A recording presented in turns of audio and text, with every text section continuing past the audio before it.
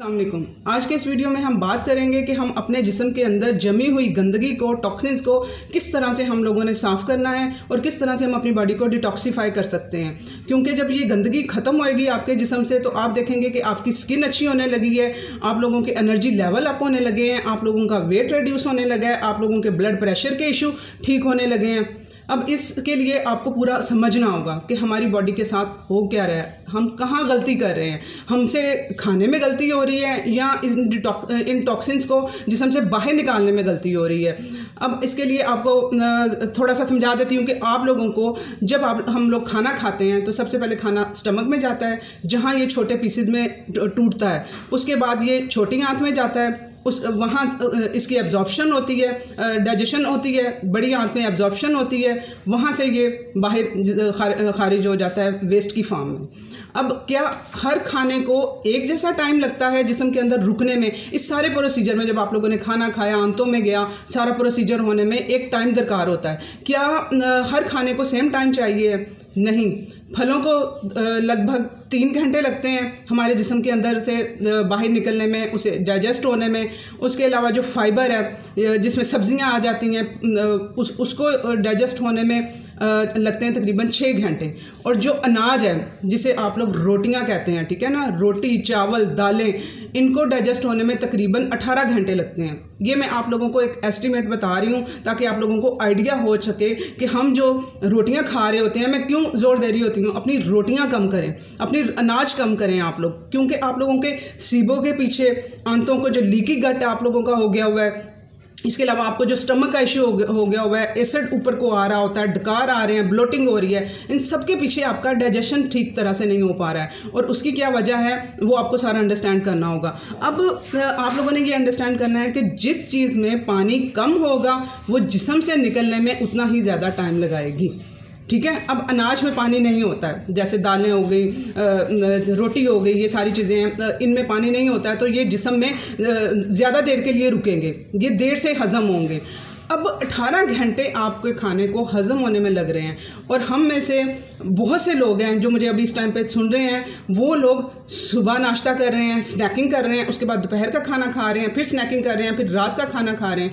अभी पहला खाना पचा नहीं है और वो अगला खाना जिस्म में डाल देते हैं, तो फिर किस तरह से हमारा सिस्टम काम कर पाएगा? अब मेरे साथ 3 ऐसे पेशेंट्स ये रिसेंटली मेरे साथ वो चले हैं जिनको कंसल्टेंसी मैंने दी है, उनके पेट में कीड़े हैं, ठीक है। अब कीड़े, उन्होंने क्या कुछ ऐसा खाया कि उनकी बॉडी में कीड़े पैदा हो गए हैं? उन्होंने कीड़े खाए हैं?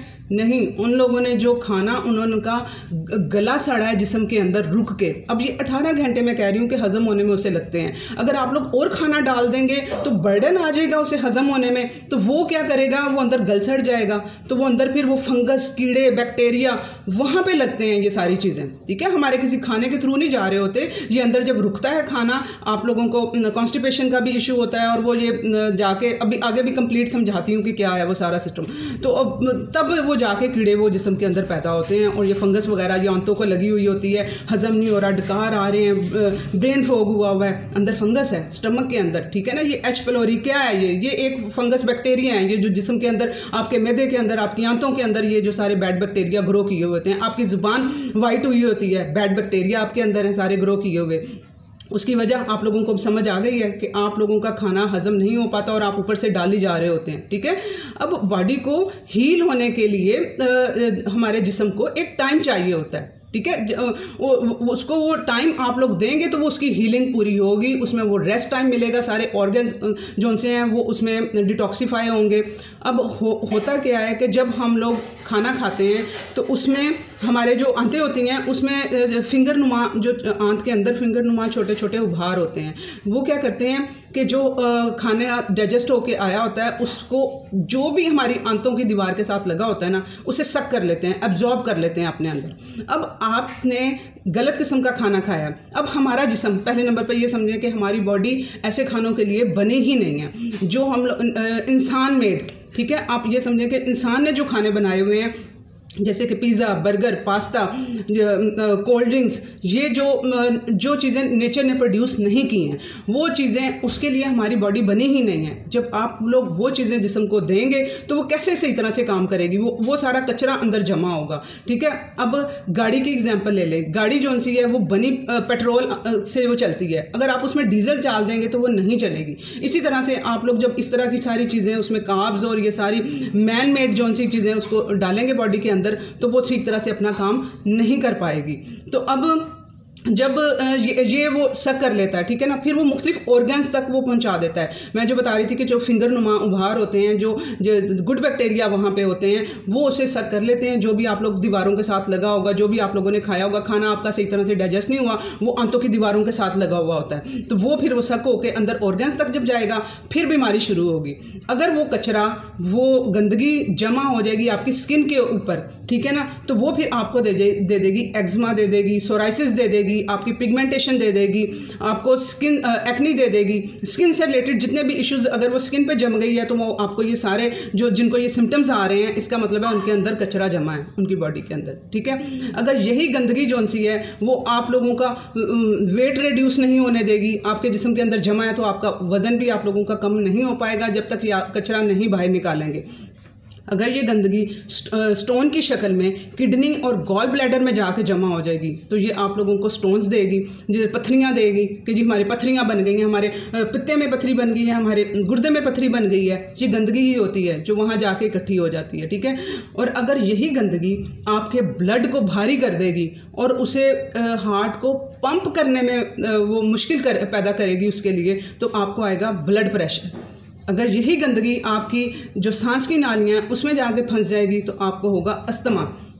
अगर यही गंदगी आपकी आर्टरीज़ में जो खून की शरियानें हैं वहाँ जाके जम जाएगी तो आपको देगी कोलेस्ट्रॉल का हमें कोलेस्ट्रॉल का इशू हो गया। ठीक है, इस तरह से ये सारा काम कर रही होती है और हमारे जिस्म के हर ऑर्गन्स को जाके ये अफेक्ट कर रही होती है। लीवर को अफेक्ट कर रही होती है, लीवर जो कि रिस्पॉन्सिबल होता है हमारे जिस्म से गंदगी निकालने के लिए। जब वही कचरे की बाल्टी जब भर जाएगी तो कचरा फिर नीचे गिरना शुरू हो जाएगा। उसका मतलब है कि ये दूसरे ऑर्गन्स में ये सारा कचरा जाना शुरू हो जाएगा। तो अब आप लोगों को समझ आ गई है, जब आप अपने काम और जब आप लोग अपने जिस्म से ये जमी हुई गंदगी को निकालना शुरू करेंगे, इन टॉक्सिन्स को निकालना शुरू करेंगे, तो एक एक करके आपकी बीमारियां रिवर्स होती जाएंगी खुद ब खुद। आप लोगों को कोई मेडिसिन नहीं लेनी पड़ेगी, किसी डॉक्टर्स के पीछे नहीं भागना पड़ेगा। आप लोग खुद देखेंगे, अरे मैंने तो ये अपने डिटॉक्सीफाई अपने बॉडी को करना स्टार्ट किया है तो मेरा तो ये वाला इशू भी ठीक हो गया है, मेरा तो अर्थराइटिस भी ठीक हो गया है, मेरा पिगमेंटेशन मेरी ठीक होना शुरू हो गई है। मैं तो डॉक्टर्स पे वो क्रीमें लगा के मैं थक गई थी लेकिन मेरा वो पिगमेंटेशन नहीं जा रही थी। हार्मोन्स जब ये गंदगी जाके यूट्रस में इकट्ठी होती है, ठीक है, वहाँ पे फिर सिस्ट देती है, फाइब्राइड देती है, फिर गांठें बन जाती हैं वहाँ पर। फिर वो कहते हैं यूट्रस का जो मेरे साथ यहाँ पे बहुत सी फीमेल्स हैं जिनके यूट्रस के ऑपरेशन डॉक्टर्स ने बताए हैं, क्योंकि वहाँ पर वो उनके फाइब्राइड बने हुए हैं। वो क्या है? ये कचरा है, ये गंदगी है जो वहाँ पर जाके जम गया हुआ है। तो फिर अब जब आप लोग ये साफ़ करना शुरू होंगे अपनी बॉडी को तो ये वहाँ से भी निकलेंगी जिस्म के जहाँ जहाँ हिस्से में हार्मोन्स। अब ये PCOS का इशू इस वजह से आएगा कि आपके जो से यूट्रस में जाके वो गंदगी जमा हो रही है। ठीक है, मेंस्ट्रुअल जो डिस्टर्बेंस डिसऑर्डर होगा वो इसकी वजह से होएगा। जब आप ठीक करना शुरू होंगे आपके हर ऑर्डर ठीक होना शुरू हो जाएंगे, सारा जिस्म आपकी बॉडी जो सी है हर ऑर्गन अपना काम करना स्टार्ट हो जाएगा। ये अब 2 स्टेप्स में आप लोगों को मैं सिखाऊंगी। इस वाले वीडियो में मैं बात करूंगी कि किस तरह से आप लोगों ने डिटॉक्सीफाई करना है इसको, और जो नेक्स्ट अलहदा से मैं वीडियो बनाऊंगी, क्योंकि पहले हम इस गंदगी को निकालेंगे फिर उसके बाद हम अच्छी खुराक जिस्म के अंदर डालेंगे। वो अलहदा से मैं उसका कंप्लीट वीडियो बनाऊंगी आप लोगों को कि हमने डालना क्या है जिस्म के अंदर, अब निकालना किस तरह से है। आज का फोकस आप लोगों ने इस पर करना है कि हम लोगों ने इसको करना किस तरह से है। अब इस कोई इंजेक्शन, कोई मैजिक जो सा सप्लीमेंट, कोई दवाई मैं आप लोगों को मैं क्या बताऊंगी कि कोई भी आपको कोई मेडिसिन, कोई इंजेक्शन आप लोगों को डिटॉक्सीफाई नहीं कर सकता है। ये आपके अंदर ही बैठी हुई है वो ताकत और वो पावर जिसने आप लोगों के जिस्म को साफ करना है। इसके एग्जांपल से मैं आप लोगों को समझाती हूँ।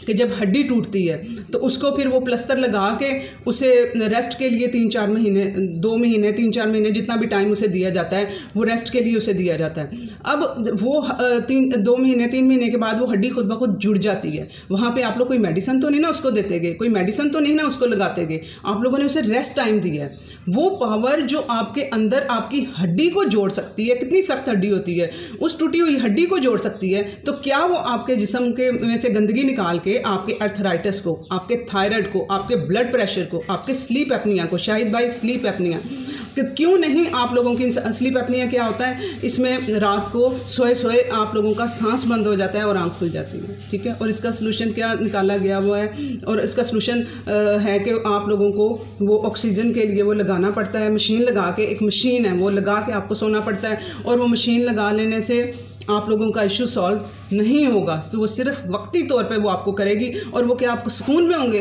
आपको वो नींद तक आपकी प्रॉपर नहीं कर पाएगी, आप लोगों उसमें सीधा लेटना होगा, यूं वो मशीन लगी हुई है आपके साथ में बेड पे पड़ी हुई है, आप लोगों को सीधा लेटे हैं, रात को थोड़ी सी आंख हिली है, यूं इधर हुए हैं या इधर हुए हैं, वो मशीन आपको इधर उधर नहीं होने देगी, क्योंकि हम सीधा नहीं सोते हैं, हम लोगों की करवट और ये वो इस तरह से चल रहा होता है सब कुछ, उसमें आपकी आंख खुलेगी, आपको वो एक वहशत होगी उस मशीन से। उसके अलावा आपको सुबह जब उठेंगे आपकी गर्दन अकड़ी हुई, मसल्स अकड़े हुए, ये कोई ट्रीटमेंट है?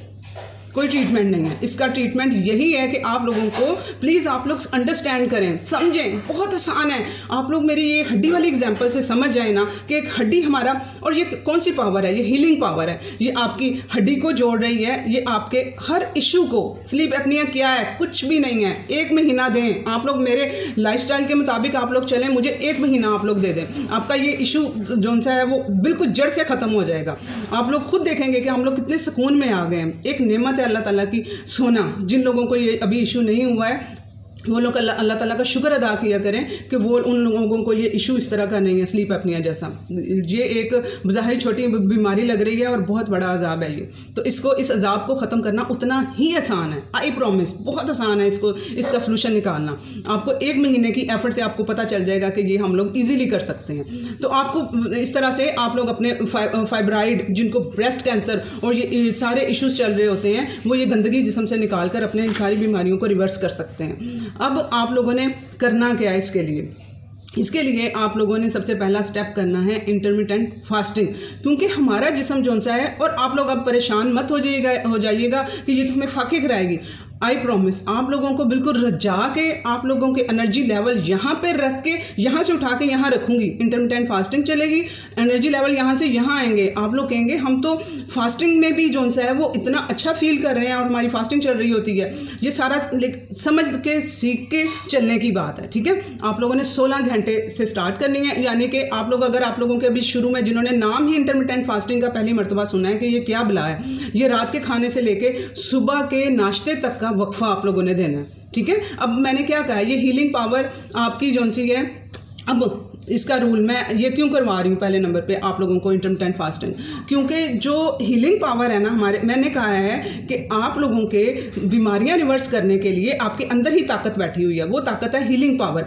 अब हीलिंग पावर एक टाइम में एक काम करती है, ये रूल है हीलिंग पावर का। वो या तो आपका खाना डाइजेस्ट करेगी और या तो आप लोगों को हील करेगी, आपके जो सारा अंदर सिस्टम बिगड़ा हुआ है उसको हील करेगी।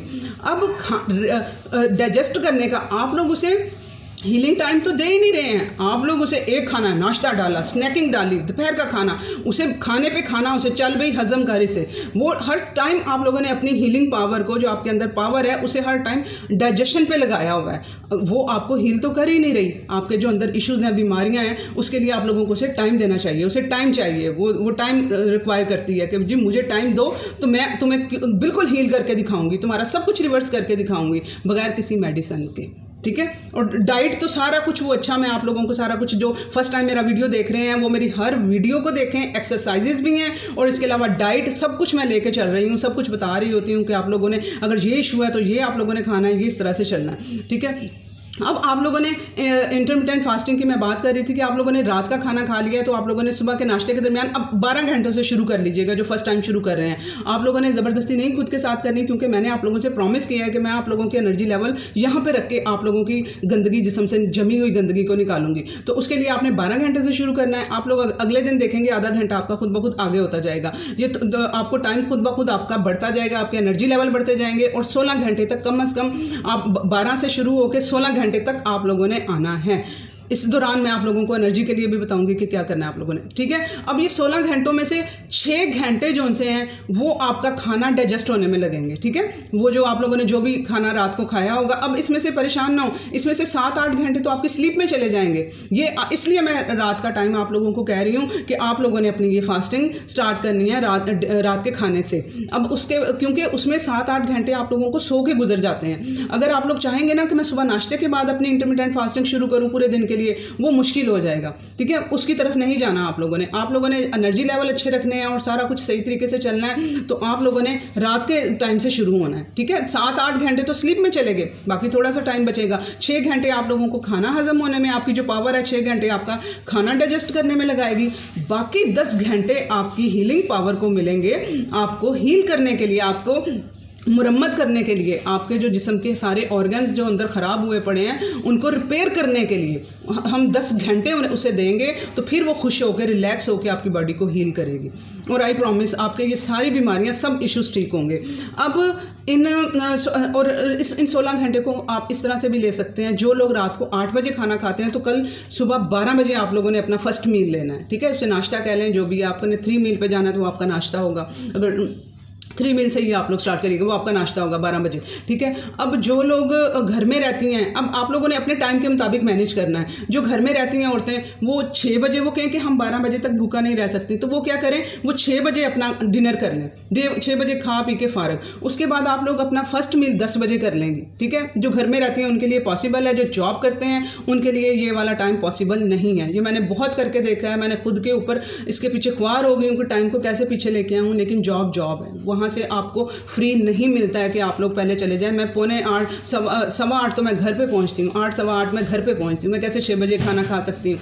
मैंने ऑफिस ले जाके भी खाना खाने की कोशिश की है, लेकिन वो प्लेयर, वो जो एक डिनर ही तो होता है, फैमिली के साथ बैठ के खाना होता है, वो उस टाइम पे मैं खुशी नहीं थी खाना खाते हुए। वो सब कुछ अपना ले गए डिनर में वहाँ पर, तो मैंने 6 बजे 7 बजे अपना 6 बजे खाया, 7 बजे भी खा के देखा, लेकिन मैं सेटिस्फाई नहीं हो पाती थी कि मैं फैमिली के साथ टाइम नहीं दे पा रही हूँ। तो मुझे होता है कि डिनर मैं अपनी फैमिली के साथ करूँ, तो वो भी मुझे मेरे एक खुशी का एहसास जिस्म को होता है, खुद को होता है, तो वो भी आपके जिस्म पे अच्छा इफेक्ट डालता है। तो इसलिए मैंने वो नहीं मैंने अपनाया। उसके मेरा टाइम है 9 बजे से लेके 1 बजे तक, ठीक है। मैं 9 बजे तक मेरा डिनर हो जाता है, उसके बाद मैं 1 बजे अपना फर्स्ट मील लेती हूँ। तो आप लोग जो जॉब करते हैं, परेशान नहीं हो जाना कि हम किस तरह से करें। मैंने आप लोगों का ये सोल्यूशन निकाल दिया है, ये सारी चीज़ें खुद पे अप्लाई कर करके कि मैं किस तरह से इसको मैनेज कर सकती हूँ। नहीं हो पाया है उस तरह से साथ ले जाने वाला, उसका यही सोल्यूशन कि आप लोग 9 बजे खाएंगे, तो सुबह आप लोगों ने फिर फर्स्ट मील अपना दोपहर का लंच हो जाएगा। लंच टाइम में ही आप लोगों ने अपना फर्स्ट मील ले लेना है। उसके बाद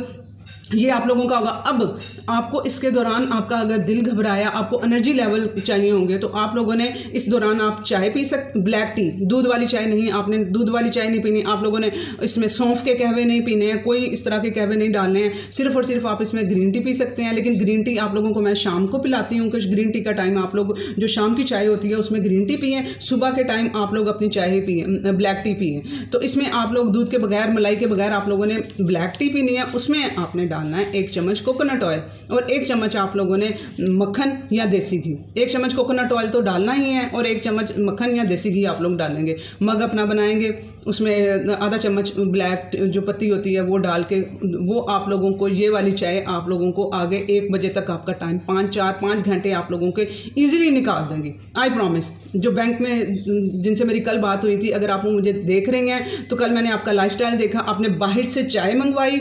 मैं कल बैंक गई थी तो वहाँ पे मैंने देखा है, ये वहाँ पे जॉब करती हैं, इन्होंने बाहर से चाय मंगवाई पीएन से, और वो प्लास्टिक के शॉपर में चाय लेके आया, और उनका वेट भी, सॉरी टू से, वेट भी बढ़ा हुआ, स्किन पे सारे वो सारी गंदगी, फेस पे सारे एक्नी और वो स्किन पैचेस, वो सब कुछ फेस पे नज़र आ रहा था।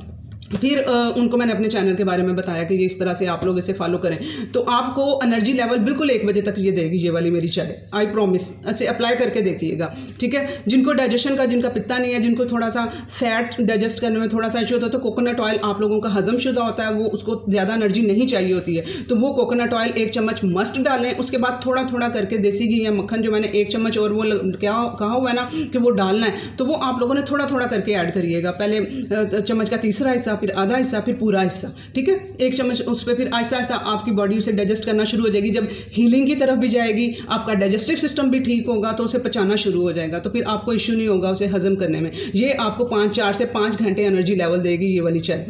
ये आप लोगों ने पीनी है। अब आप लोगों ने अब इसके दौरान अब ये टॉक्सिन्स और किस तरीक़ों से आप लोगों ने अब निकालने हैं, क्योंकि खाने पे मैं कंप्लीट अलग से वीडियो बना दूंगी। जो मेरा नेक्स्ट वीडियो आएगा उसमें होगा कि हम लोगों ने क्या खाना है। अब आज बात हो रही है टॉक्सिन्स निकालने की। ये चाय भी डिटॉक्सीफाई करेगी आप लोगों को। जो ग्रीन टी शाम को मैं कह रही हूँ पीनी है, वो भी डिटॉक्सीफाई करेगी।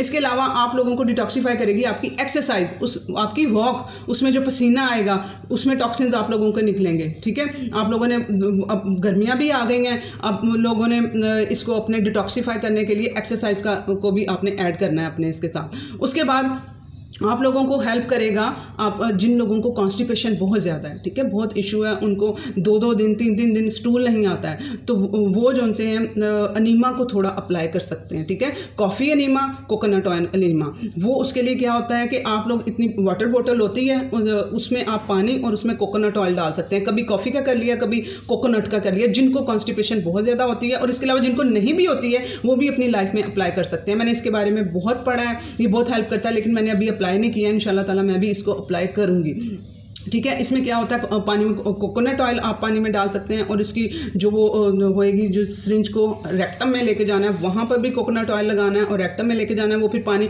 ऊंची जगह पे उस पानी को रखना है वॉशरूम में, और आप लोगों ने हॉर्स स्टाइल में करके तो रेक्टम में उसे करना है, डालना है, और उससे वो पानी सारा अंदर जाएगा। फिर आप 10 मिनट के लिए वॉक करेंगे और उससे क्या होगा, जो आपका सारा आंतों का कचरा है वो 10 मिनट बाद आपको स्टूल आएगा और सारा कचरा साफ हो जाएगा। इसी तरह कॉफ़ी भी एंटीऑक्सीडेंट है, बहुत अच्छा।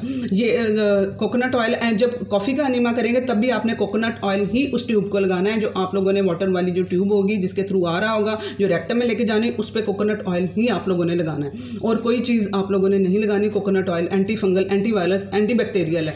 जो कॉफ़ी है पीनी नहीं है, कॉफ़ी में पीने के लिए नहीं कह रही हूँ, ये मैं अनीमा के लिए कह रही हूँ।